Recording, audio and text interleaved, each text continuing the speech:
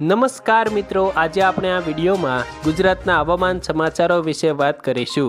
જેમ કે હવે ગુજરાતમાં ગરમી કેવી પડશે, ગુજરાતના કયા કયા જિલ્લાઓમાં માવઠું પડશે, તે દરેક સમાચારોની વાત આજે આપણે આ વિડીયોમાં કરીશું। જો મિત્રો તમે અમારી આ હવામાન ખાતાની યુટ્યુબ ચેનલ પર નવા છો તો ચેનલને સબસ્ક્રાઈબ અને વિડીયો પસંદ આવે તો વિડીયાને એક લાઈક તમારી જરૂરથી કરી દેજો। આજે મિત્રો હવામાન વિભાગે ગુજરાતમાં હીટ વેવની આગાહી કરી છે, એટલે કે મિત્રો હવે ગુજરાતમાં ગરમીમાં ફૂલ વધારો થવાનો છે। આજે અમદાવાદ, સુરત, જામનગર જેવા મોટા શહેરોમાં 40 ડિગ્રી તાપમાન જોવા મળી રહ્યું છે। આજે સુરત નજીકના વિસ્તારોમાં એક વરસાદી સિસ્ટમ સક્રિય જોવા મળી રહી છે, જેના કારણે સુરત આસપાસના વિસ્તારોમાં હળવો વરસાદ પડી શકે છે, જેના કારણે આજે સૌરાષ્ટ્ર પંથકોમાં એલર્ટ પણ મૂકવામાં આવ્યું છે।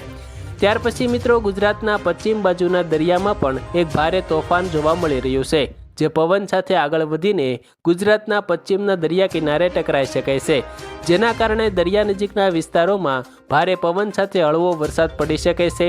આ વાવાઝોડાને કારણે આજે દરિયા કિનારે 3 નંબરનું રેડ સિગ્નલ લગાવવામાં આવ્યું છે।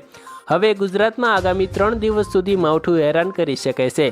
ત્યાર પછી મિત્રો જો તાપમાન અંગેના સમાચારોની વાત કરવામાં આવે તો આજે મોટા શહેરોમાં 22 ડિગ્રી આસપાસ તાપમાન જોવા મળી રહ્યું છે, જે બપોરના સમયે 40 ડિગ્રી સુધી પહોંચી ગયું હતું, જેના કારણે ખૂબ વધારે ગરમી જોવા મળી રહી છે।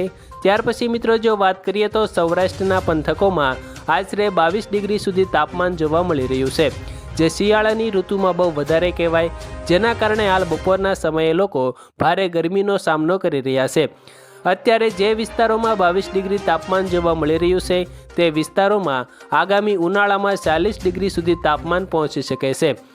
મિત્રો ત્યાર પછી આજે હવામાન વિભાગે જે નવી આગાહી કરી છે તેના ઉપર એક નજર કરીએ તો મિત્રો ગુજરાતમાં હાલ હવામાનમાં મોટો પલટો જોવા મળી રહ્યો છે।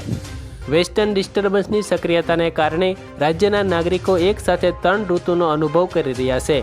વહેલી સવારે ઠંડી, બપોરે આકરો તડકો અને સાંજે કમોસમી વરસાદના માહોલ સર્જાતા જનજીવન પ્રભાવિત થયું છે। હવામાન વિભાગની લેટેસ્ટ આગાહી મુજબ આગામી દિવસોમાં રાજ્યમાં ગરમીનો પારો ઊંચકવાની સાથે સાથે માવઠાની પણ સંભાવના જોવા મળી રહી છે। મિત્રો કયા વિસ્તારોમાં છે વરસાદની શક્યતા, તો તેના વિશે વાત કરીએ તો હવામાન વિભાગના જણાવ્યા અનુસાર વેસ્ટર્ન ડિસ્ટર્બન્સની અસરને કારણે ખાસ કરીને ઉત્તર ગુજરાતના સાબરકાંઠા, અરવલ્લી પંથકોમાં કમોસમી વરસાદ એટલે કે માવઠું પડી શકે છે। આ બદલાતા હવામાનના કારણે ખેડૂતોમાં પણ ચિંતાનું મોજું ફરી વળ્યું છે, કારણ કે તૈયાર પાકને નુકસાન થવાની સંભાવના છે। મિત્રો ત્યાર પછી વાત કરીએ તો 8 માર્ચ પછી શરૂ થશે આકરો મિજાજ। હાલમાં મિત્રો 8 માર્ચ સુધી રાજ્યમાં સરેરાશ તાપમાન 35 ડિગ્રી આસપાસ રહેવાની શક્યતા છે, જે ઉનાળાની સામાન્ય શરૂઆત ગણાવી શકાય। જોકે મિત્રો આ રાહત લાંબો સમય ટકશે નહીં। 8 માર્ચ પછી ગુજરાતમાં ગરમીનો પારો એકાએક ઉચકાશે અને આકરો ઉનાળો વિધિવત રીતે શરૂ થઈ જશે। મિત્રો ત્યાર પછી હીટ વેવની પણ આગાહી કરવામાં આવી છે, તો તેના વિશે વાત કરીએ તો હવામાન નિષ્ણાંતોના મતે 8 માર્ચ પછી રાજ્યમાં પ્રચંડ હીટ વેવની સ્થિતિ પણ સર્જાઈ શકે છે।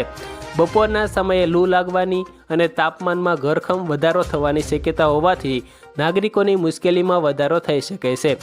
અત્યારે જ્યાં બેવડી ઋતુનો અનુભવ થઈ રહ્યો છે તેનાથી વાયરલ ઇન્ફેક્શન અને બીમારીઓ વધવાનું જોખમ પણ રહેલું છે।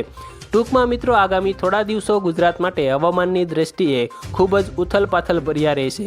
ઠંડી, ગરમી અને વરસાદના આ અનોખા સંગમ બાદ હવે ગુજરાતીઓએ કાળઝાળ ગરમીનો સામનો કરવા માટે તૈયાર રહેવું પડશે।